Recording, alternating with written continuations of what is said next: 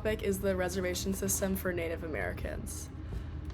So, some background on this is basically a reservation is just a legally defined portion of land that's allocated to federally recognized tribes. And the purpose of reservations was for Western expansion and Americanizing tribes, which is basically like the purpose was aimed at controlling Native American tribes and relocating Native Americans to open like the good land to white settlers, and reservations allowed for colonists to force cultural assimilation among Native American tribes. But in order to do that, to have the reservation system, there were a variety of acts. So I made a little timeline here of like the more important and influential ones. So to start, in 1830, there was the Indian Removal Act, which authorized the U.S. president to negotiate removal treaties with Native Americans. In 1851, there was the Indian Appropriations Act, which established the modern reservation system and forced tribes onto the reservations. Then in 1887, there was the Dawes Act, which divided tribal land for individual Native American families and ended the communal land use among tribes. Then in 1924, there was the Indian Citizenship Act, which declared Native Americans born within the U.S. as U.S. citizens, which had been previously denied. In 1934, we see the Indian Reorganization Act, which ended the policy of allotting tribal lands and instead pushed for Native American tribes to self-govern and preserve their culture. And then lastly, in 1952, there's the Indian Relocation Program, which was a federal initiative by the Bureau of Indian Affairs to encourage Native Americans to move from reservations to designated industrial cities. And the goal was to assimilate Native Americans into white American society, which is kind of like the exact opposite of the 1934 Indian Reorganization Act. So we see them like go back and forth a lot based on what is going to benefit, like the settlers, what's going to benefit them and like the government. And we really just see like the government force Native Americans to do like what they want them to do just to benefit themselves rather than the tribes and the culture. And we see this as a way of social control, which is just a way to encourage conformity and cultural norms by forcing them to keep moving. So reservations today, we see like reservations currently are managed by a tribe under the U.S. Bureau of Indian Affairs. There's about 310 Native American reservations in the U.S. 22% of U.S.'s 5.2 million Native American population live on reservations, and then housing on the reservations is considered inadequate, and it's mainly called inadequate due to the lack of housing and absence of utilities, which in turn kind of causes overcrowding. So I have this like quote that's from a participant from the Partnering with Native Communities to Develop a Culturally Grounded Intervention for Substance Use Disorder article. And basically here, like, this quote just kind of encapsulates the overall issues on the reservation. So when asked about the causes of substance abuse and barriers to recovery from substance use disorder, one participant said, "There's a lot of challenges. I mean, poverty is a main challenge. Trauma is probably the largest challenge that our people face. You know, a traumatic event and our identity, who we are as Native people, is probably the greatest challenge that we face next to that traumatic event that we suffer." So really this person's just like reiterating that the systemic issues that are embedded in the reservation system, there's just so many challenges with it and like how it originated. But so here are some disparities that are found on the reservations. First one that we see is chronic distress, which Blanchflower and Fear define as a mixture of economic and psychological data that create a measure of persistent or chronically poor mental health. And like we'll see on like a couple slides more of data on that. And then we also see on the reservations low employment rates and high levels of poverty. And we will also like look further into that on the next slide. And then there's also the Indian Health Services, which is extremely underfunded. And basically Indian Health Services came about because treaties between tribal nations and the U.S., like the federal government, has to provide health care for recognized tribal communities. So the Indian Health Services funds health services through hospitals, clinics, and stations on reservations for tribal members. But like the IHS is extremely underfunded, resulting in limited care for Native Americans. Here, so we see 92% of counties with a Native American majority are designated as health professional shortage areas. And then Thorson and others also found that hospitals with obstetric units were located farther from Native American women, especially when living on reservations. And like when reading this article, you know that Native women had to travel further than white women, but they had to travel even further than white women that were living in comparable rural areas. So it's not just the fact that they live in rural areas. And then historical trauma is also a big one. It's a combination of historical oppression and psychological trauma, as Gone defines it.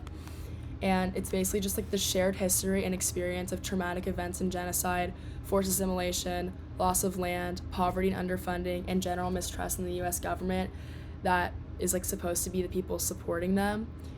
And one of the results like we can see from historical trauma, or like the negative effects, is substance abuse.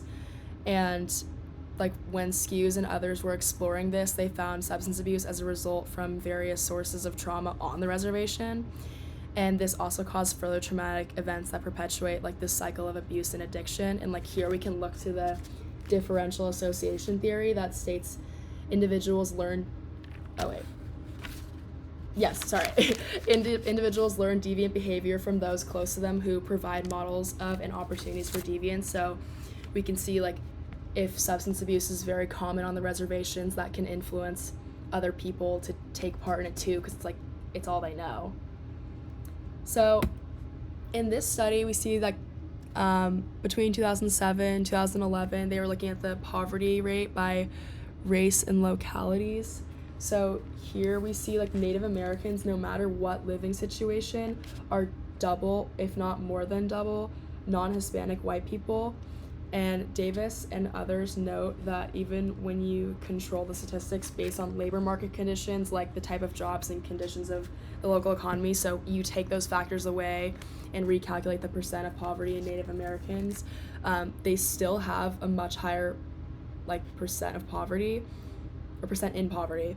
And this shows like how poverty is a systemic issue. It's like really, it's not the exception here, it's really normal. And here, this is where we talk about chronic distress. So in the title it says despair, but in the article it does say like it was talking about chronic distress. And it's basically like the Blanchflower and Fear found that over every period, Native Americans have the highest rate of chronic distress. As we see from 1993, they're the highest. Every single period after that, they're the highest. And like even though the chronic distress rate rises nationally among all groups, Native Americans consistently have this higher rate of distress. And this is like really consistently found on the reservations. So some sociological theories. First, like we can look at conflict theory, how dominant groups hold power over resources and systems, and how they use this power to benefit themselves at the cost of smaller groups. So some application of this, we know that colonists forced Native Americans to leave their very valuable and tribal land, which caused poverty and high unemployment. And this dynamic is basically just product of the dominant group serving themselves and like telling the other group that they have to leave because they want to benefit themselves with a better land and like be able to build themselves up, so they get rid of the Native Americans. And then also the US government controls the IHS, and their underfunding of it perpetuates like this white power over Native Americans by building a reliance and constant healthcare disadvantage for Native Americans. If they want healthcare, they have to leave the reservation because the IHS just cannot provide the support that most people need. And for symbolic interactionism, we see that society is integrated as a whole, and that society is a result of social interactions between individuals. And we can apply this with like Native American identity was affected by interactions with colonists because they were forced to assimilate with colonist culture. And a lot of the journals that I read found a loss of culture, which still affects Native Americans today. And then additionally, there are like perpetual stereotypes and stigma of Native Americans, like being called an alcoholic because there's a high substance abuse rate on the reservations. But this we can see this through like labeling theory that can influence these people to continue to follow the stereotype they were given. Like people on the outside are telling them they're alcoholics, so they just start to say like, I guess I'm an alcoholic, and continue with it because it's the stereotype that people are putting on them. So some potential solutions to this is to increase federal funding for IHS and schools on the reservation so that they can have more robust education and health care on the reservations. And then also reconnection with Native American culture, and SKUs found that the loss of Native American culture was seen by participants in our study on suicide in rural villages as the main cause. So the revival of cultural practices and traditions can help better mental health and also better community strength. And a lot of Native American communities emphasize traditional practices for healing, whether it's healing from substance abuse or trauma. And then also, SKUs and others note that research on reservation life is crucial to improve health equity, because basically improved research is needed in order to help in the first place. Many sources I read when I was doing this project talked a lot about how there's not enough statistics or data, and I did find it a little difficult than maybe others would find to find the necessary data, and that's just because there's literally not enough studying research on Native Americans and Native Americans on reservations. So this is necessary to understand how the communities can be helped and the best ways to do that. And then another one is just prioritizing economic development and overall developing jobs and economic opportunities for Native Americans on the reservations, because a big part of the economic problem is that they have to leave the reservations to and go very far to have jobs, and that just can be very it can be a huge strain on Native Americans, which is I think a lot of the reason why we see these high unemployment rates. So some strengths on this is that it facilitates healing from cultural and historical trauma, so we can rework the negative interactions that harmed Native American societies earlier. And then also community-based participatory research builds trust with Native communities. So with a symbolic interactions approach, it can reshape our understanding of Native communities and rewrite the narrative of what they think we see them as and as what most people see when they look at Native Americans and reservation system. And then also economic freedom can change the power dynamic and take away the economic oppression of Native communities, and that imbalance that we've seen really early on where they were forced out. It can kind of fix these dynamics of them being the minority and oppressed group. And then also just long-term stability can decrease chronic stress, which we saw really high levels of earlier, which can help with the mental health crisis that we're seeing on the reservations. But some limitations we see is that tribes would still be dependent on government funding because they're under the funding of the government, so we're Native Americans are still kind of under that control. They are still dependent on them. If they don't get that funding, they won't have access to health care. So increasing it would help the healthcare on the reservation, but it would also still continue the problem that they're under government control. And then also trust takes time. SKUs was spent for SKUs' research. She spent a year with the participants, and because of interactions prior, she noted that Native Americans trust will take a lot of time because of prior stereotypes and stigma that has come from research done on the reservations, and just the trust is needed to reverse the prior stigma and stereotyping.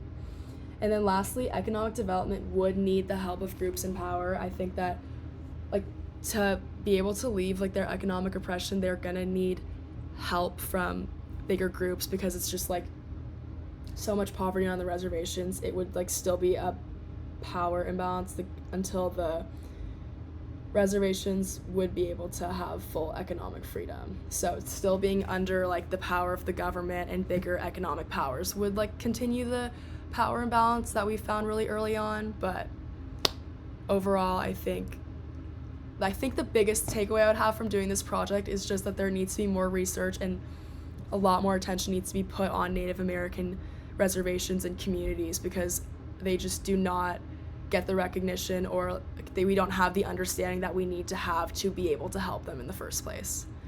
But this is my reference slide. Thank you.